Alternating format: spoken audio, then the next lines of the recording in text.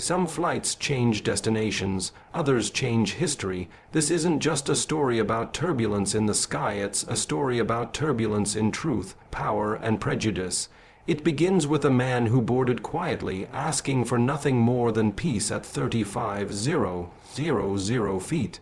No cameras, no entourage, just a legend, Snoop Dogg, seeking rest and respect in first class. But what unfolded next would shake the internet, expose a hidden hatred, and remind the world that even in the skies, injustice sometimes takes the pilot's seat. And still, grace finds a way to fly higher. This is the flight where silence spoke louder than rage, where calm became power, where the man they tried to bring down never even raised his voice, because the moment began and ended with dignity. Snoop Dogg boards a first-class flight quietly and respectfully. It was a golden California morning, the kind where the sky stretches out forever and the air carries the hum of dreams taking flight. At LAX private terminal, away from the noise and flashes of the paparazzi, a quiet figure stepped into the airport lounge. Dressed in a sleek tracksuit, shades low on his nose, and signature swagger in every step, Snoop Dogg carried no entourage, no blaring music, no theatrics. Just calm energy and class. He moved through check-in with a nod to the staff, took his boarding pass with a smile, and made his way toward Gate 12, first class, of course. To most of the world, Snoop was a living legend. But today, he wanted to be a regular passenger, sipping wine, catching up on emails, maybe watching a movie. He took his seat by the window 2A and leaned back with the smooth rhythm of a man who's seen it all.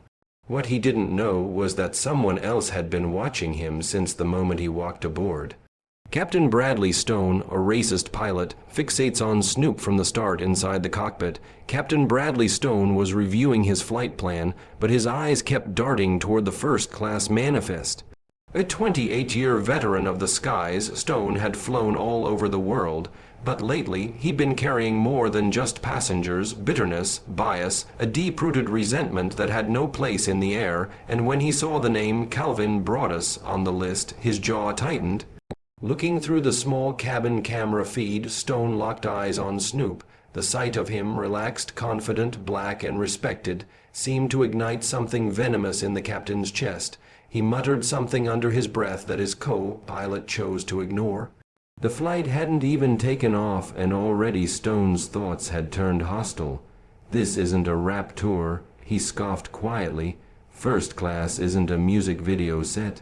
What began as a fixation quickly spiraled into something far more dangerous, something that would soon erupt in front of everyone 35,000 feet above the earth. Snoop makes a polite request mid-flight, triggering the pilot's hostility. Cruising smoothly above the clouds, the first-class cabin was calm, like the hush of a luxury lounge floating in the sky. Snoop had his noise-canceling headphones on, gently bobbing his head to some mellow funk, when he lifted a finger to catch the attention of the flight attendant. "Excuse me, miss," he said, voice soft. "Is it possible to warm this wine just a touch? It's a bit chilly on the palate." It wasn't a demand, it wasn't diva behavior, just a thoughtful request from a man who appreciated the little things. The attendant smiled politely and nodded. "Of course, Mr. Broadus." But the request didn't go unheard. In the cockpit, Captain Stone had one ear tuned to cabin communications, and the moment he heard Snoop's voice, something snapped. He slammed his pen down and muttered, "Special treatment already, huh?" His co-pilot glanced over. "It's just a warmed drink," she said, trying to stay neutral, but Stone wasn't hearing logic. His simmering bias began to boil. The pilot leaves the cockpit to confront and racially insult Snoop in front of passengers, breaking every protocol of in-flight conduct. Captain Stone unbuckled his seat and exited the cockpit mid-flight, a move that instantly caught the crew off guard. He stormed down the aisle, face tight with controlled rage, eyes locked on one target, Snoop Dogg. The first-class passengers looked up, confused. Some assumed an emergency was unfolding. But as Stone approached seat 2A, the truth became horrifyingly clear. "You think just because you're famous, the rules don't apply to you?" he barked, startling everyone around. Snoop took off his headphones slowly, confused but composed. "I'm sorry, are you talking to me?" You heard me. This is a plane, not your personal playground. Don't expect to be catered to like some. Celebrity prince, stone spat, the air went cold, a woman clutched her pearls, a young couple froze mid-sip. Phones slowly rose into recording positions. Snoop, calm as ever, locked eyes with the captain. Man, I asked for warm wine, not the throne. Stone's face flushed with fury. You people are all the same, entitled, arrogant. The words hung heavy in the cabin. This wasn't about wine anymore. This was about hate, about a man who brought prejudice into the skies and chose the wrong passenger to target. Snoop responds calmly, asserting his dignity without escalating. The tension in the cabin crackled like static. All eyes were locked on the confrontation unfolding in seat 2A. Yet, amid the chaos and thinly veiled hatred in Captain Stone's voice, Snoop didn't flinch. He didn't raise his voice. He didn't posture. He sat back, composed as ever, removing his sunglasses and looking the captain dead in the eyes. "Now listen here, partner," he said slowly, his voice a velvet thunder. "I came on this flight in peace, didn't ask for fame, didn't ask for trouble, just asked for a warm drink like any other man up here, but you came up here looking for a fight." The calm in Snoop's tone had weight and ancestral gravity. It was the kind of calm that came from generations of holding back against unjust power, the kind of calm that wasn't weakness, but strength. He folded his hands together and continued, "If you got a problem with me, that's your burden to carry. Not mine, but I ain't movin', and I damn sure ain't gonna let you disrespect me in front of all these folks." Passengers glanced at one another, some nodding quietly in admiration. The moment had shifted. The heat was still there, but now it was Stone who was burning. The pilot physically shoved Snoop, shocking the entire cabin suddenly in a moment that felt both surreal and dangerous. Captain Stone's control broke. He lunged forward, not with a punch, not with a full assault, but with a shove, a firm, angry push to Snoop's shoulder. It wasn't enough to knock him over, but it was more than enough to turn tension into a full-blown crisis. Gasps erupted across the cabin. A woman screamed. A champagne glass hit the floor. One man dropped his phone mid-recording, shocked at what he had just witnessed. Snoop rose to his feet, not in aggression, but in calm assertion. He stood tall, a full head above the captain, his expression unreadable but powerful. "You really just laid hands on me, on a passenger in first class. You lost your damn mind," he said, his voice low and steady. Flight attendants rushed forward, trying to separate the two. One of them yelled into the intercom for assistance, but the moment had already crossed a line. The pilot hadn't just broken protocol. He had assaulted a world icon in front of dozens of witnesses and on dozens of recording phones. The cabin fell into a stunned silence. The damage was done. What happened next would change everything. An undercover U.S. Air Marshal on board reveals himself just as the air in the cabin felt ready to combust. A voice from the rear section cut through the tension like a scalpel. "That's enough, Captain. Step back." Now, the entire cabin turned toward the voice. A tall man in a charcoal gray suit rose from seat 4D, eyes sharp, demeanor deadly calm. With a swift motion, he reached into his jacket and pulled out a badge. U.S. Air Marshal. Everyone remained seated, he said, his tone firm but controlled. The moment dropped like a bomb. Passengers gasped again, this time in awe.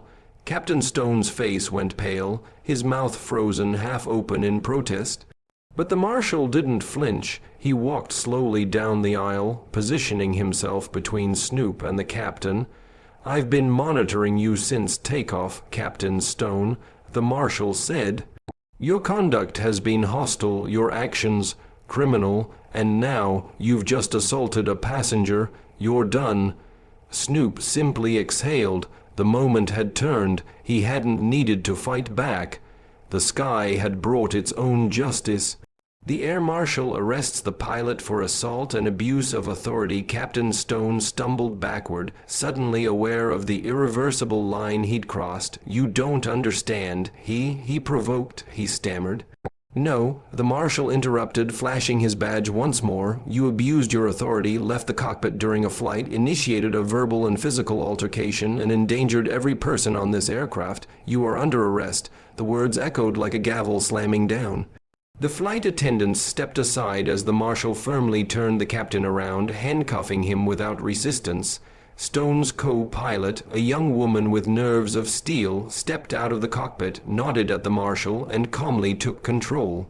Passengers broke into scattered applause. Some cried, a few shook their heads, still stunned, but Snoop, he remained still, grounded, graceful. As the captain was led to the back of the plane, one thought rang clear in every witness's mind.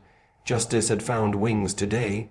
And the man who stayed cool under pressure, he was still standing, stronger than ever, without saying another word.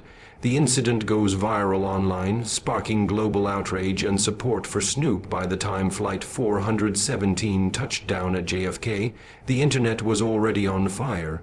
The videos had hit social media mid-flight, thanks to an air Wi-Fi and passengers too stunned to wait. A dozen different angles captured the confrontation. The shove, the air marshal's intervention, and Snoop's dignified silence. Hashtags like #SkyJustice, #FlyingWhileBlack, and #SnoopFlight 417 exploded across platforms. Within hours, every major news outlet had the story. Evening anchors called it one of the most shocking displays of airborne racism in recent memory. Celebrities spoke out. Public figures condemned the pilot. Airline officials scrambled, issuing formal apologies and announcing a full internal investigation. But it wasn't just headlines, it was heart. People saw a black icon attacked in silence, yet rising above with grace. Petitions trended, protests flared, and for millions around the world it became more than a moment. It became a movement, not just in defense of Snoop, but in defense of dignity. Snoop responds with a powerful, peaceful message promoting respect and unity for 2 full days. Snoop Dogg said nothing, no interviews, no statements, just silence, but when he finally spoke, it wasn't with anger, it was with purpose. On the 3rd day, he posted a single photo to Instagram. Him on the airport runway, hands in his coat pockets, back turned to the camera. The caption read, "Hate will try to take your seat even 35,000 feet up. But peace always flies higher. Stay solid, stay graceful, stay fly, 100 points unk." It was shared over 1 million times in less than 24 hours. Later that week, he appeared on national television. Calm, collected, he said, "That man didn't just disrespect me. He disrespected every black man who's ever been told they don't belong in the room or the sky. But I wasn't gonna give him what he wanted. I gave him what he didn't expect. Grace." The world listened, not just because it was Snoop, but because it was truth, spoken smooth, wrapped in wisdom, and delivered with the calm of a man who's seen hate before and flown above it every time. And so the story lands right where it took off, with a man quietly taking his seat, asking for nothing but decency, and ending up giving the world a masterclass in dignity. What started with a warm wine request became a cold confrontation with racism. But the way Snoop handled it, steady, composed, untouchable, became the real headline. He didn't just rise above hate. He flew through it without turbulence of his own. Captain Stone lost his wings that day. But Snoop, he reminded the world that real power doesn't shout. It stands tall even when seated. Because in the end, the man who boarded like a whisper left behind a roar that echoed far beyond the runway. And maybe that's the lesson. When they try to take your peace at 35,000 feet, stay fly anyway.